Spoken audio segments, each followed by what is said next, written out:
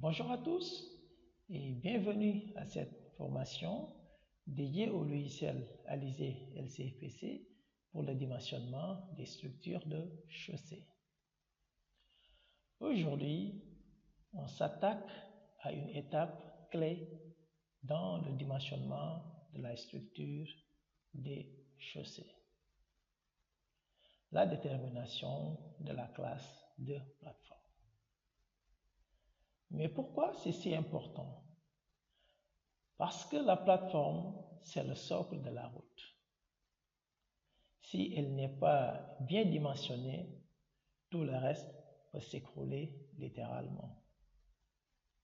Dans ce tutoriel, on va voir ensemble ce qu'est une classe de plateforme, les tests nécessaires et un exemple concret. Mais avant de démarrer, je vais vous demander de vous abonner si ce n'est pas encore fait, de liker la vidéo, mais également de la partager autour de vous pour soutenir nos efforts. Si vous êtes prêts, c'est parti!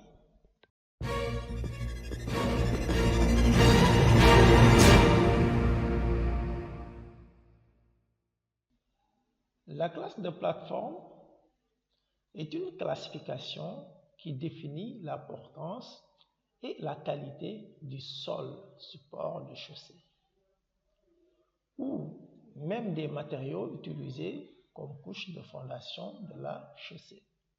Elle varie de PF1 à PF4 selon la résistance mécanique et les normes.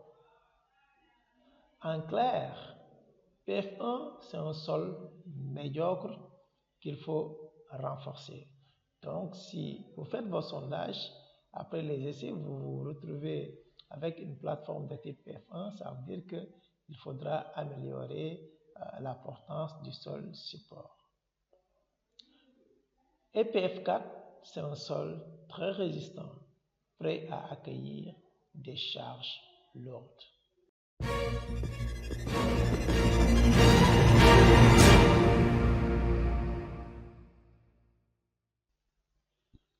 Pour déterminer la classe de plateforme, on commence par réaliser des tests géotechniques.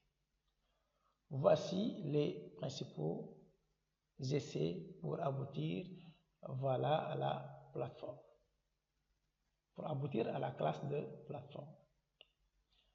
Il y a le test de portance immédiate, IPI, mesuré avec un pénétromètre.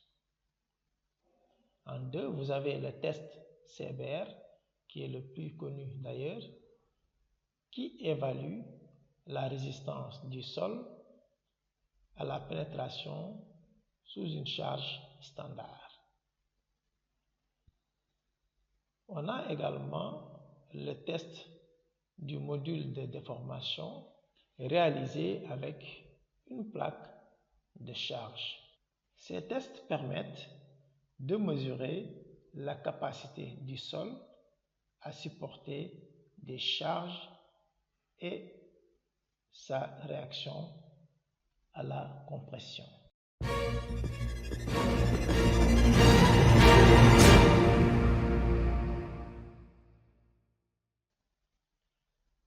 Une fois les résultats obtenus, nous les comparons aux seuils définis dans les normes.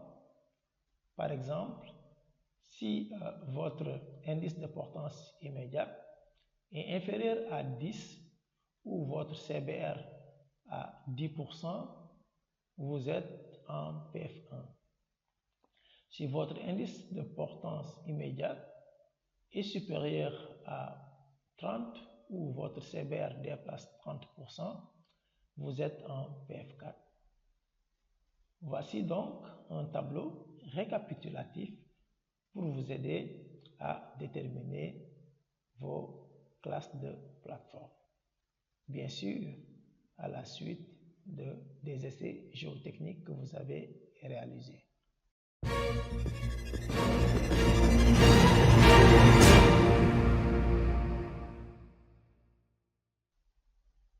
Comme exemple pratique, prenons le cas d'un sol dont les essais géotechniques ont donné les résultats suivants.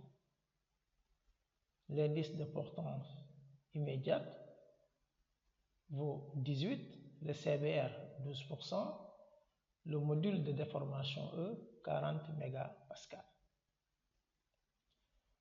En consultant les normes, ces valeurs correspondent à une classe de plateforme PF2. Regardons dans le tableau pour confirmer ce choix. Voilà, donc nous voyons bel et bien que notre plateforme est de type PF2 vu les résultats obtenus après les essais. Cela signifie que le sol est de qualité moyenne et nécessite peut-être un léger renforcement.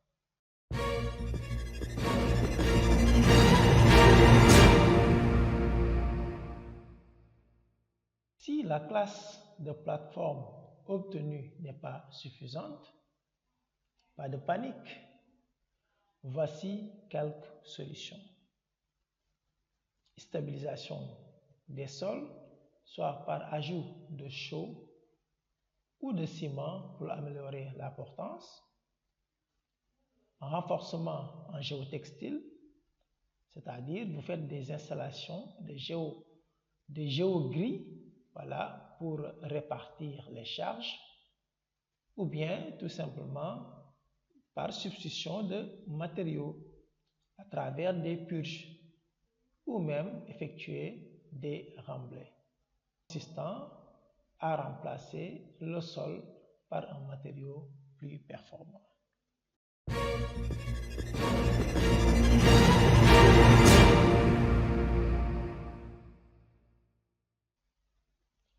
Et voilà, vous savez maintenant comment déterminer la classe de plateforme support de chaussée pour une route durable.